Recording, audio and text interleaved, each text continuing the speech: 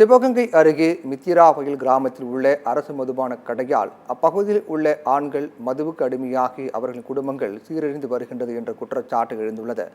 கிராம பெண்களின் தேவையை பற்றி விவரிக்கின்றது, அவர்கள் வேதனை பற்றி விவரிக்கின்றது இந்த செய்தி தொகுப்பு. சிவகங்கை மாவட்டம் காரைக்குடி அருகே உள்ளது மித்ராவயல் கிராமம். இங்கு மக்கள் தங்களுக்கு தேவை என ஒவ்வொரு முறையும் ஓட்டு கேட்க வரும் அரசியல்வாதியிடமிருந்து எத்தனையோ அதிகாரிகளை சந்தித்தும் தற்போது வரை இந்த கிராமத்தில் ஆரம்ப சுகாதார நிலையம் அமைக்கப்படவில்லை.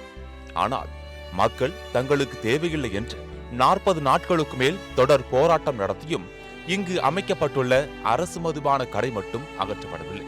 மக்கள் அரசிடம் வேண்டியது ஆரம்ப சுகாதார நிலையம், ஆனால் அமைத்து கொடுக்கப்பட்டதோ அரசு மதுபான கடை.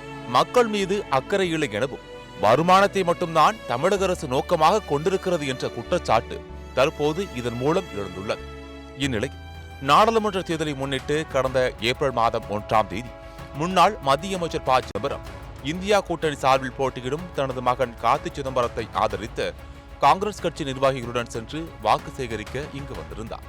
பிரச்சாரத்திற்கு வந்த அவரிடம் அப்பகுதி மக்கள் முற்றுகையிட்டு முறையிட்டதால் பரபரப்பு ஏற்பட்டது. கடந்த 5 ஆண்டுகளாக கார்த்தி சிதம்பரம் மித்ராவயல் கிராமத்திற்கு பக்கமே வரவில்லை எனவும், எனவே ப. சிதம்பரம் பேசவே கூடாது எனவும் கூறி கடும் எதிர்ப்பு தெரிவித்தார் பெண் ஒருவர்.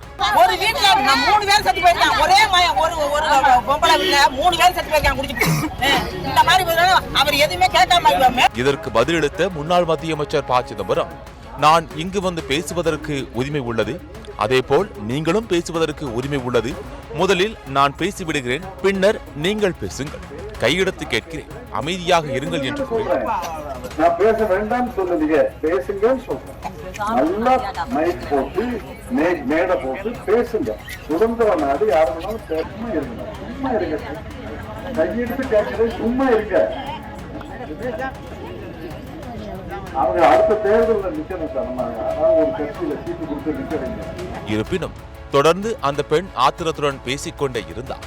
இந்த கிராமத்தில் மது குடித்துவிட்டு 3 பேர் இறந்து போனார்கள் என்றும், 3 பேர் இறந்த சமயத்தில் MP உள்ளிட்ட யாருமே வந்து எட்டி பார்க்கவில்லை எனவும், அதனால் யாரும் ஓட்டு கேட்க வரக்கூடாது, வந்தால் கல்லால் அடித்து விரட்டுவோம் என ஆதங்கத்துடன் தெரிவித்தார்.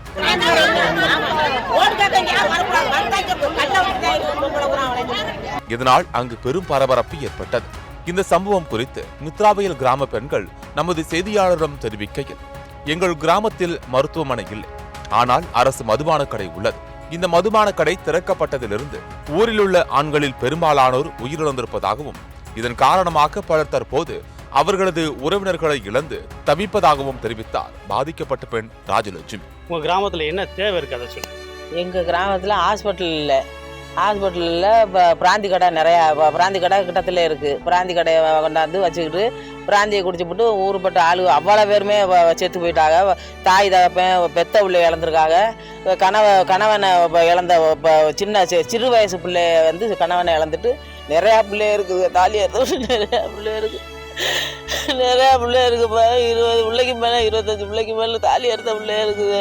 இப்போ நான் ஹாஸ்பிட்டல் இல்லாமல் இங்கே என் புரிதலை காப்பாற்ற முடியாது. திருச்சி கூட்டிகிட்டு போய் அங்கேருந்து போனோமா கொண்டுக்கிட்டு ப. சிதம்பரம் ஐயா வர்றாரு. வந்துட்டு 5 வருஷம் சென்று வர்றாரு. ஓட்டை கேட்குறாரு. ஓட்டை போட்ட நிமிஷத்தில் அவர் வாட்டுக்கு போயிடுறாரு. நம்ம வர்ற ஆளுகிட்ட பூரா இதுதான் ப. சிதம்பரம் ஐயாட்டையும் இதை தான் கேட்குறேன், மயங்கிட்டையும் இதை தான் கேட்டேன்.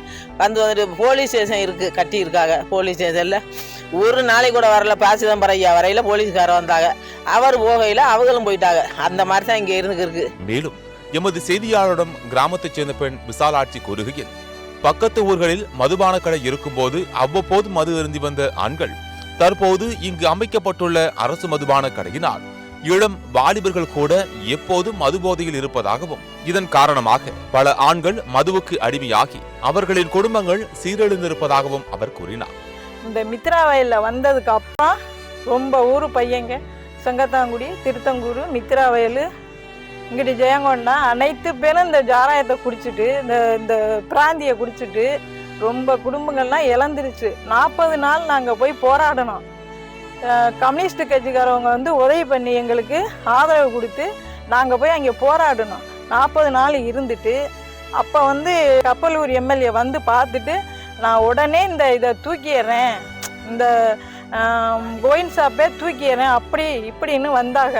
நாங்கள் செத்து போனால் தூக்குறதுக்கு ஆள் இல்லை முத்திராயில் தூக்க ஆள் இல்லாமல் தண்ணியை ஏன் புரிச்சனை இப்போ குளிப்பாட்டு கீழே ஓட்டுட்டு தூக்கினாங்க தண்ணியை போட்டு அவளை வேறு தண்ணியை போட்டு கீழே பொத்துன்னு ஓட்டு தூக்கி மறுபடியும் பாடையில் வச்சாங்க அதெல்லாம் நினச்சா வேறையாக இருக்குது. இதெல்லாம் முதலமைச்சர் இதை பார்த்து எங்களுக்கு இதை இந்த முத்திரா கிராமத்துக்கு எனக்கு ஹாஸ்பிட்டல் வேணும், குடிய பிராந்தி கடையை எடுக்கணும். இது 2 கோரிக்கை தான் எங்களுக்கு நாங்கள் மக்கள் பூரா கேட்டது. இந்த 2 கோரிக்கை தான். ஏற்கனவே டாஸ்மாக் கடையை முற்றிலும் அகற்றுவோம் அப்படிங்கிறது தமிழக அரசு வந்து கொள்கை முடிவாக ஏற்கனவே அனௌன்ஸ் பண்ணியிருக்கிறாங்க.